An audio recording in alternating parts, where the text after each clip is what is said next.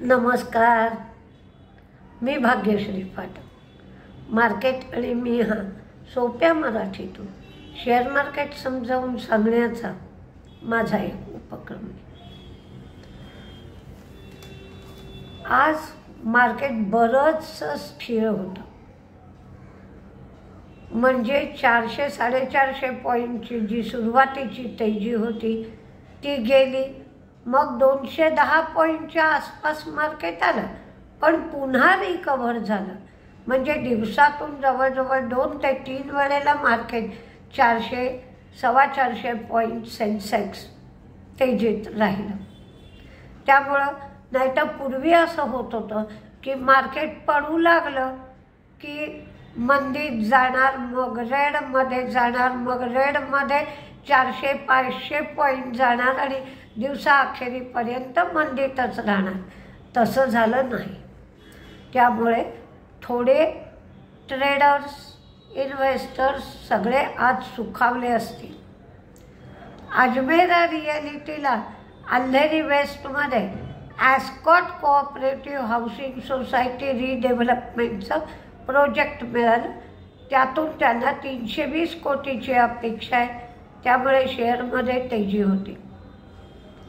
जो आत्ताचा डेटा आला आहे, म्हणजे तुमच्या लक्षात आलं असेल की CDSL म्हणा, बॉम्बे स्टॉक एक्सचेंज म्हणा, हे जे अकाउंट शेअर पडत आहेत सध्या, तर त्याचा जो डेटा आहे त्याच्यामध्ये आलं आहे की नवीन डीमॅट अकाउंट हे 2.3 मिलियननी कमी झालेत. ट्रेडिंग पण कमी होत आहे. कॅश आणि FNO दोन्हीचंही ट्रेडिंग कमी होत आहे. SIP इन्फ्लोवर फारसा परिणाम नाही आहे, पण AUM मात्र 1% कमी झालेत. ट्रम्प आणि पुतिन यांची बोलणी चालू असल्यामुळे रशियन करन्सी रुबल ही मजबूत झाली आहे. 20 म्हणजे एक डेटा मिळतो की म्युच्युअल फंडाने कोणकोणत्या शेअरमध्ये गुंतवणूक केली आहे आणि कोणकोणत्या शेअरमधून ते बाहेर पडले. तर कोणत्या शेअरमध्ये गुंतवणूक केली आहे याची लिस्ट मी तुम्हाला देते आणि कोणत्या शेअरमधून ते बाहेर पडलेत याची लिस्ट तुम्ही काढा गुगलवरनं. 20 म्युच्युअल फंडांचा आढावा घेतला तर त्याच्यामध्ये Maruti, Kotak, SBI card, DMart, Hero Moto, TCS, UltraTech, CG power, HDFC bank यांचा समावेश केलेला आढळतो. साल्झर इलेक्ट्रॉनिक्स SALZER 50 कोटींची ऑर्डर त्यांना मिळाली. खरं तर ऑर्डर लहान आहे, पण शेअर मात्र 57-58 रुपये वाढला. स्पाइस जेटचे जे प्रमोटर्स आहेत ते 294 कोटी रुपये कंपनीमध्ये घालणार आहेत. हिंदुस्तान कन्स्ट्रक्शन आणि TPL यांच्या जॉईंट व्हेंचरला 2191 कोटीची ऑर्डर मिळाली. याच्यामध्ये हिंदुस्तान कन्स्ट्रक्शनचा हिस्सा 55% आहे. म्हणजे ऑर्डरमधला हिस्सा 1205 कोटींचा हिस्सा आहे.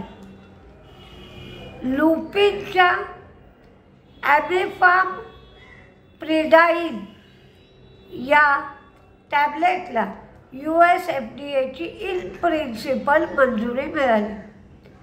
भारत आणि न्यूझीलंड यांच्यामध्ये फ्री ट्रेड ॲग्रीमेंटच्या वाटाघाटी सुरू आहेत आणि न्यूझीलंडमध्ये इन्फोसिस आणि HCL टेक या कंपन्यांची युनिट्स आहेत किंवा प्लांट्स आहेत. त्यांचा व्यवहार न्यूझीलंडमध्ये चालतो. अर्थ मंत्रालयाने पेमेंट बँकर्सची एक बैठक बोलवली आहे 20 मार्चला. तर यामधल्या काही बँकांना स्मॉल फायनान्स बँकेचं लायसन्स देण्याबाबतीत चर्चा होणार आहे. त्यामध्ये Paytm, Jio finance, NSDL, India post यांचा समावेश आहे. वेल्सपन कॉर्पला 2400 कोटीची ऑर्डर मिळाली. ट्रान्सफॉर्मर्स आणि रेक्टिफायर्स यांना गुजरात एनर्जी ट्रान्समिशन कंपनीकडून 726 कोटीची ऑर्डर मिळाली. झायडस लाईफ यांच्या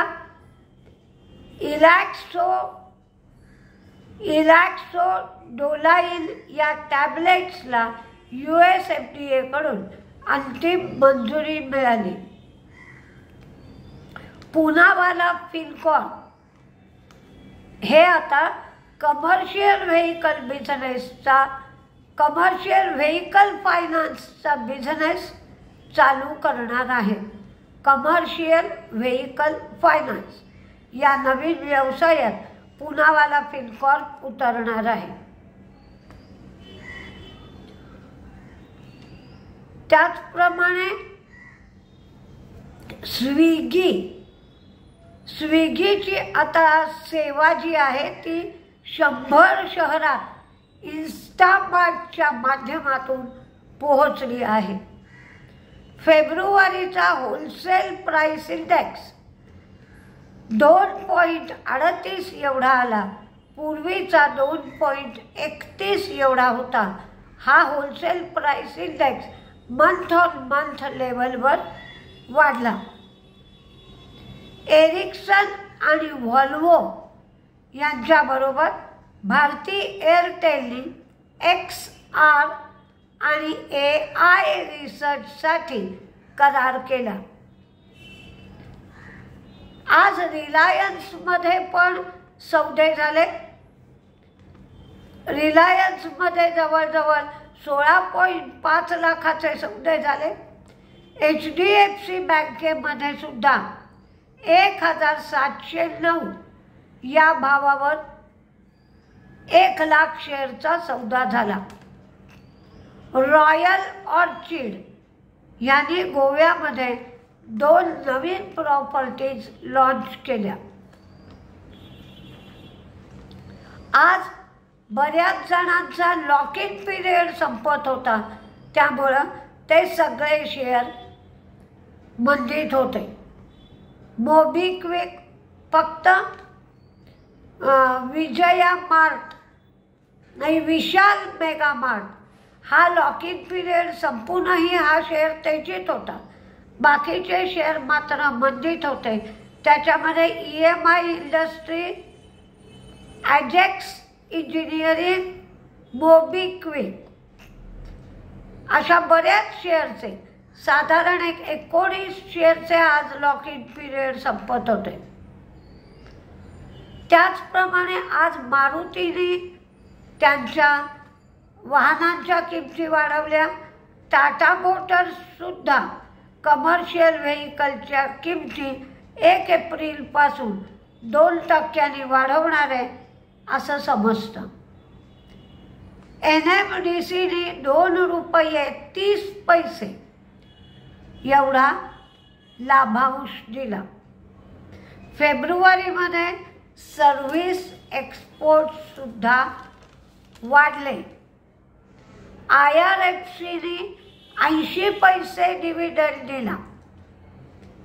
त्याचबरोबर जे टॅक्स कलेक्शन झालं ते 1 एप्रिल ते 16 मार्च या कालावधीमध्ये टॅक्स कलेक्शन 16.2% वाढून 25.87 लाख कोटी एवढं टॅक्स कलेक्शन झालं. तर डायरेक्ट टॅक्स कलेक्शन 13.1% वाढून 21.27 लाख कोटी एवढं झालं. पण आजचं मार्केट जर बघितलं तर एकदम मार्केट सुधारेल असं नाही, पण मंदीचा जो राग रंग होता तो थोडासा बदलताना आज जाणवला. म्हणजे जसं उन्हाळ्यातून पावसाळ्यात किंवा पावसाळ्यातून थंडीत ऋतू बदलत असतो तेव्हा एकदम काही ऋतू बदलत नाही. आपल्याला वाटतं आज पाऊस येणार नाही तरी येतो. हळूहळू हवामान बदलतं. तसंच मंदीतून तेजीत जात असताना सुद्धा एकदमच मंदी नाहीशी होईल असं नाही, पण हळूहळू हळूहळू लोकांचे सेंटिमेंट सुधारतील आणि फॉरेन इन्व्हेस्टर्सचा कलही सुधारेल. कारण अमेरिकेतही फारसं मार्केट सध्या तेजीत नाही.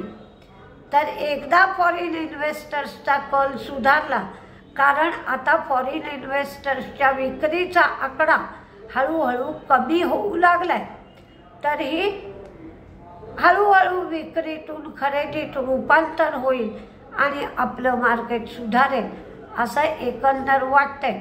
पण तुम्ही असं धरून चालू नका की उद्यापासून डायरेक्ट तेजी होईल आणि शेअर धनाधन वाढायला लागतील. असं मात्र होणार नाही. वेळ लागेल त्याला, कारण लोक रिझल्टची नक्की वाट पाहतील. गेल्या वेळेला रिझल्ट खराब आले, या वेळेला काही रिझल्टमध्ये सुधारणा होतीये का हे पाहण्यासाठी मार्चमध्ये लोक पोझिशन घेत आहेत. एकदा 1 एप्रिलपासून रिझल्ट सुरू झाले की वर्षाअखेरीचे रिझल्ट मात्र जास्ती लांबतात, जास्ती दिवस चालू राहतात. तिथपर्यंत आपल्याला मार्केटचा कल नक्कीच बघावा लागेल. बघूया काय काय होत आहे. नमस्ते.